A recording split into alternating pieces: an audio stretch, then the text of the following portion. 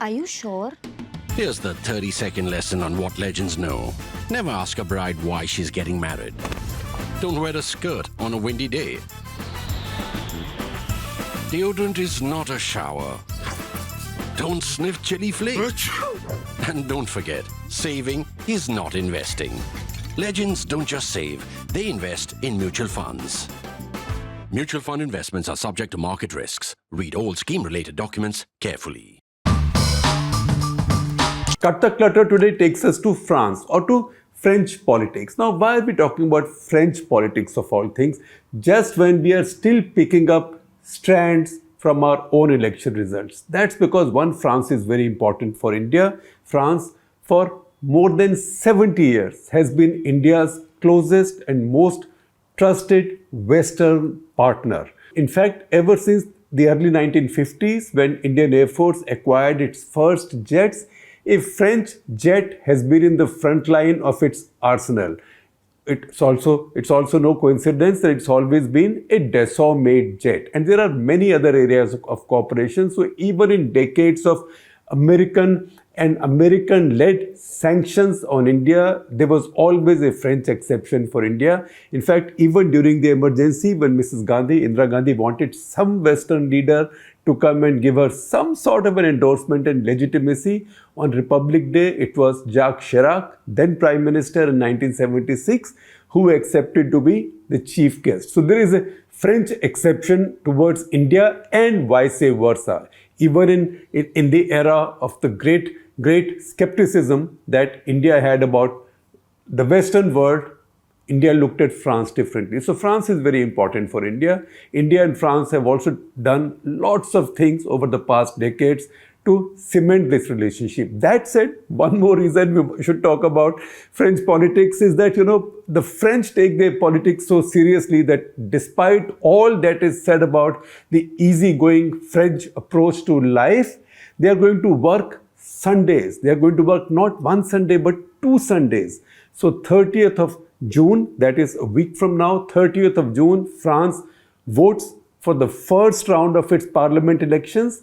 Then exactly 7 days later, on July 7, they'll vote in the second round. France has a complicated system whereby if in the first round a candidate gets more than 50% of the vote and at least 25% of the registered voters. How does it work?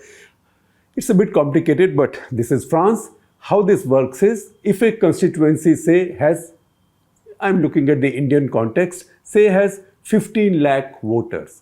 Of the 15 lakh voters, suppose only 3 lakh have voted. Now a candidate can have 50% of that, but that will not be 25% of all registered voters.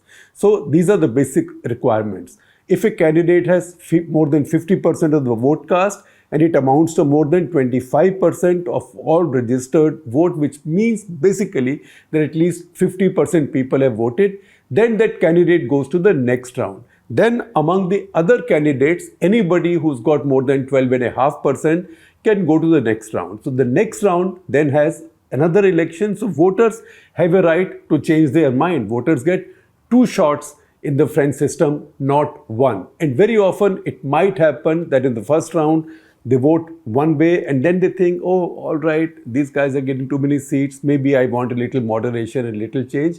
So this is how complicatedly the system works. The system was also designed in a way that extreme parties or extreme candidates don't win. So if first past the post system, the kind of system we have, there are 20 candidates, somebody can win maybe with 10% vote, 12% vote, and that's how some extreme parties and candidates can win. In Europe, after the Second World War, many countries who suffered from Nazism and majoritarian excess, they took these precautions. They enshrined these precautions into their electoral and political systems. The Germans created a system whereby it's almost impossible for anybody to get a clear, large majority. So Germany, Italy, France, all of them took these corrective measures. France has one. Now the second important thing, again the reason we should talk about French politics is how did France get here? Because France was not scheduled to have these elections. If anything, one of the reforms that France carried out in 2008 under President Sarkozy. In fact, there was a multiple set of reforms, but the two most significant reforms were, one, he said that no president will be able to contest for more than 2 terms. Nobody can be president for more than 2 terms. I'm wording it more correctly now. Nobody can be president for more than 2 terms, which were later redefined to mean that nobody will remain president for more than 2 consecutive terms, which means after a break, a 2-term president can come back to contest. This is significant in Macron's context, which we'll explain to you as we go along. The second reform he made was a reform that Modi government was talking about, it's been talking about, on which now former President Kovind, his committee has presented a report, that is One Nation, One Election, ONOE. So 2008 with this reform, Sarkozy also laid down that in future French parliament and presidential elections will take place at the same time. This had followed yet another reform that had been carried out in the time of his predecessor, President Jacques Chirac. I told you when he came to India, he was Prime Minister. Now he was president in 2000.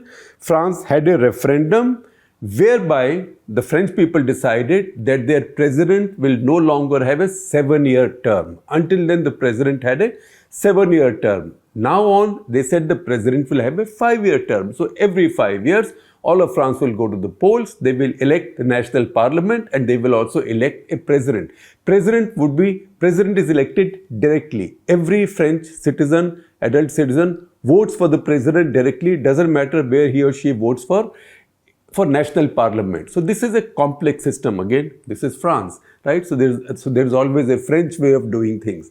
So in the complex system, there is a national parliament, 577 members. So say about 290, 289 is the majority mark. 577, it's difficult for any party to get a majority mark. Very often, the same party which has the largest number of seats also has the president. So because that ideology or that party is popular, people also elect somebody from that party as the president. So there is parliament, and that parliament then has a prime minister. Prime minister is appointed by the president from the party with the largest number of MPs. Now very often, if the largest party does not have a majority, it makes coalitions with others, as Macron's party has done after 2022 elections, when his party did not get a majority but was the single largest party, and they were able to form coalitions. Once again, remember, this is France, so everything has to be unique. In France, there is no such thing as anti-defection law. There is no such thing as the whip. So MPs can vote any which way. Then there is a division of powers. And what kind of division of powers? There is a division of powers. When we say separation of powers or division of powers, we mean powers that the elected government has, the executive has, parliament has, judiciary has. In France, in addition to that, there is a separation of powers between the prime minister and the government, which is picked from the majority of MPs in national parliament or in the lower house, and between the directly elected president. For example, now, just for simplicity, the directed elected president controls international affairs or foreign policy. Number 2, defense policy. Number 3, very important in France or in any European country, European policy. So those are his preserves. Internal policy, law and order, economy, finance, etc., immigration, most important now in Europe. All of that remains with the prime minister and the government that is produced out of this parliament. So very often the relationship between the two is smooth, particularly when they happen to be from the same party. Although from what I read right now in international press, particularly the Financial Times, that's been my latest reading on this, it looks like there are strains between President Macron and his Prime Minister from his own party, Gabriel Attal. Now, you can understand that tension because it looks like President Macron did not consult anybody before announcing this election. Probably not even his prime minister, because it doesn't look like his prime minister is ready for this. And all the opinion polls right now are showing that President Macron's party is doing very badly. His party is called the Renaissance Party. It's doing very badly. In fact, may end up doing really badly. But remember, before I go any further, his party may end up with 0 seats, right? That means Mr. Attal Prime Minister Attal, just 35 years old, he will lose his job. He might lose his job. But even if that happens, even if his party gets 0, which is unlikely, but even if his party gets 0 or does very badly, but remember, all of this has to be read with the proviso that opinion polls can be wrong, as we know very well. And people can change their minds, particularly in a two-stage election, two-phase election. That said, theoretically, even if his party draws a blank, gets a 0 out of 577, nothing happens to him. He continues to be president till 2027. That's how the French politics works, because he is directly elected. In this case, however, he will have to work with a prime minister who's from a party that is opposed to him. And they will then have to find a modus vivendi between each other. Has it happened before? In French history, yes, it has happened between 1997 and 2002, when Jacques Chirac was president and the prime minister was Lionel Jospin. In fact, 1997 is also an important point in French political history, because that's when the Le party, the Le Pen family party, has begun to rise in its popularity as concern over immigration, concern over Islam, etc. begins to rise. We'll come to that in a little bit. Let me first tell you, why has this election come about? Because if the French decided on one nation, one election, just 2002, an election took place in which Macron won a second term. Pretty good thing in France to win a second term. Remember, Sarkozy was not able to win a second term. He won a second term. After Sarkozy came Hollande, who sold the Rafale to us, right? And after Hollande came Macron, and Macron has won a second term.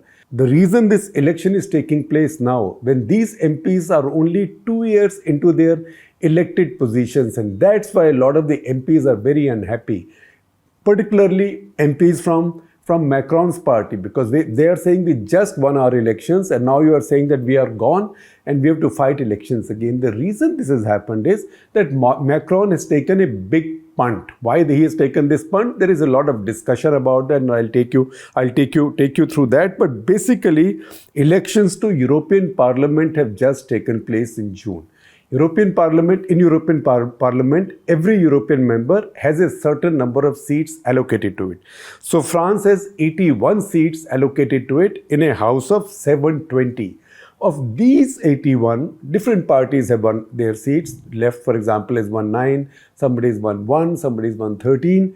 But the largest single party among the French seats, that Marine Le Pen's party, the party was formed by her father, Jean-Marie Le Pen, in 1972. He has since been expelled from the party because he was also, when the party carried out a cleanup around 2015 and got rid of many quote-unquote extremists, particularly Holocaust deniers. It also expelled the founder of the party, who happens to be the father of the current chief of the party. She is not formally the president of the party, but she owns that party, Marine Le Pen. So Marine Le Pen's party, one riding on kind of anti-Europe sentiment, anti-immigration sentiment, anti-immigrant sentiment, and hidden under all that is a fear of Islam, growing Islamic presence, etc., riding all of that.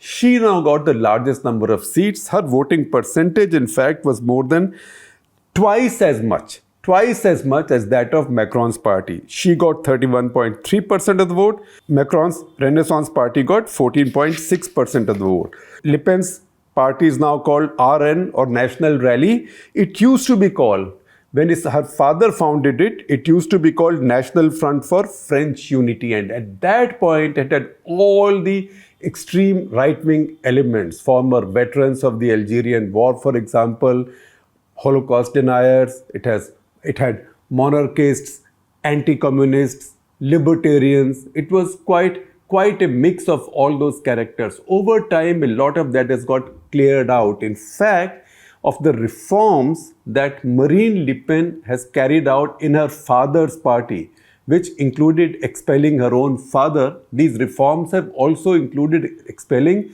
a large number of the older members of the party, and these have been replaced by younger, more professional people. More than one third of the current members of her party are below the age of 40. In fact, if she wins this election, her candidate will be the gentleman who she is now appointed her party's chief, that is Jordan Bardella. Jordan Bardella could be the next Prime Minister of France if opinion polls are right. And you know how old is he? He is 27. So that is the other interesting thing for us. France, a P5 country, will have a 27-year-old Prime Minister. But hello, France already has a 35-year-old Prime Minister. And in fact, when he became Prime Minister, he was just 33. So it is the French, which in the past had really old leaders, right? They now have a lot of young leaders. And that is what brings me back to why that one change, whereby nobody can be president consecutively for more than 2 terms, but can come back to contest again after a gap. That is what applies to Macron. And a lot of people think that one reason he's taken this risk, he's noticed that his centrist politics has now become unpopular because he has made very unpopular reforms, particularly on pensions, etc., pensions, retirement. People are angry. So maybe it is time, let the right win, be my guest, but they will mess things up and people will miss more sane, quote unquote, sane politics, and that will allow his party and his ideology to come back. And if that works, 2027, until then nobody can remove him, and 2027 elections he can't contest because he would have finished 2 terms, but he can come back to contest in 2032. And if he does so, how old would he be? He will only be 54 years old. He'll be the same age as Rahul Gandhi is now. As Rahul Gandhi turned 54 just a couple of days back, Macron will be 54 in 2032 if he decided to contest for a 3rd term. It looks like that's one of the motivations for him in calling these early elections, dissolving his house so summarily and calling early elections. That look, you guys of the extreme right, you think you can run a government?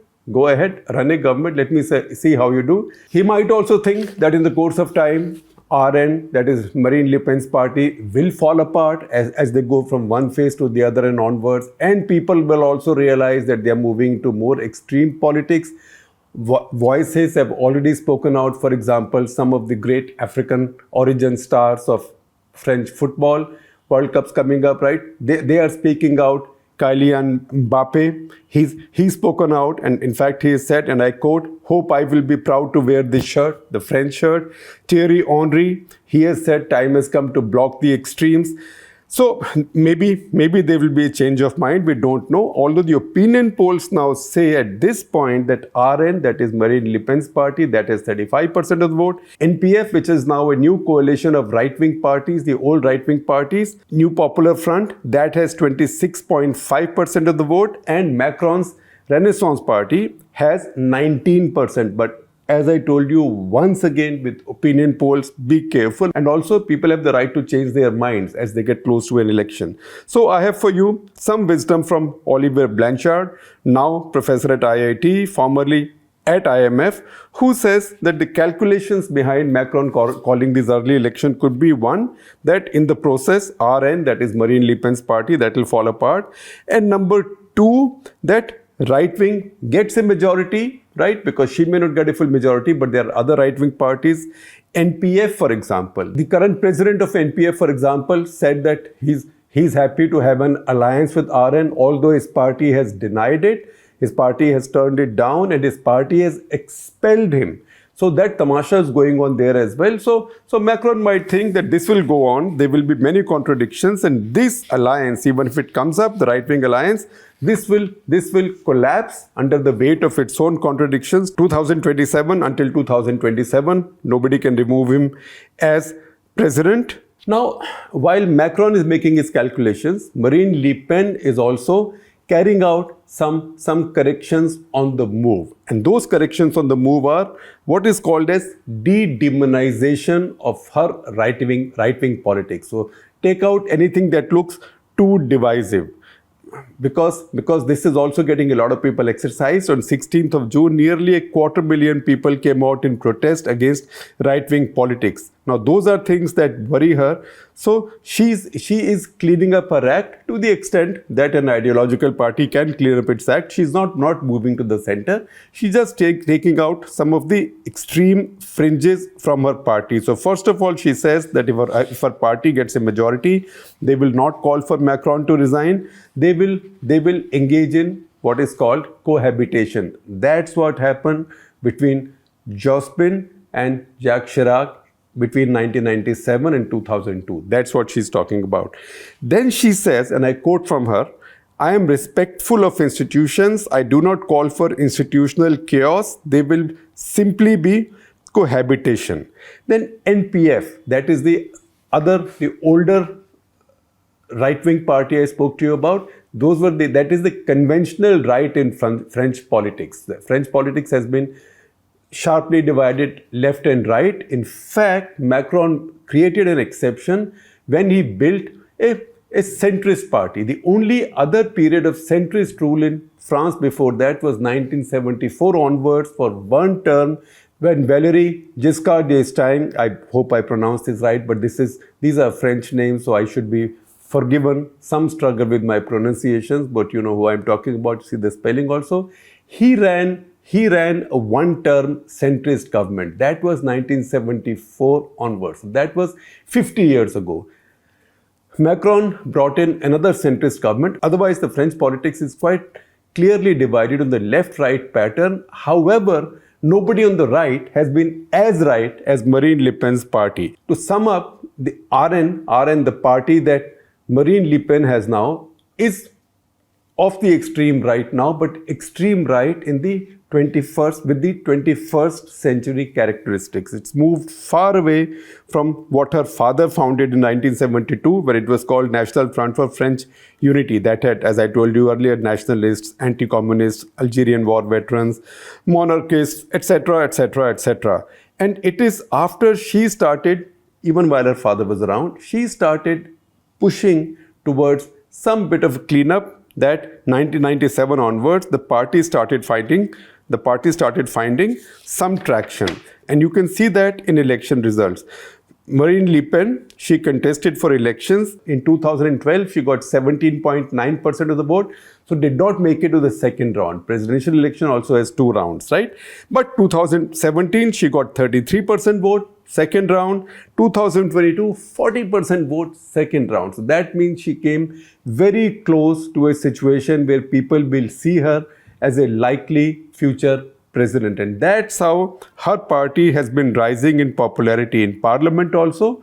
Her party, from 7 seats in a house of 577 has risen to 88. Today it has 88 seats. Today Macron's party has 169 seats. As you can see, it's way below the majority mark. But as I told you earlier, in French parliament, coalitions are made, as is the case in most European parliaments, because that's the kind of system they've set up after the Second World War to avoid brute majorities. Her party has generally been seen as Putin friendly. They also took some donations or contributions to one of the Russian banks. But again, she's cleaning up her act there. She's also added some environmentalism and feminism to her new ideology. However, Macron still thinks that he's made a good move, that he was sliding, his party was sliding, and his centrist politics was sliding.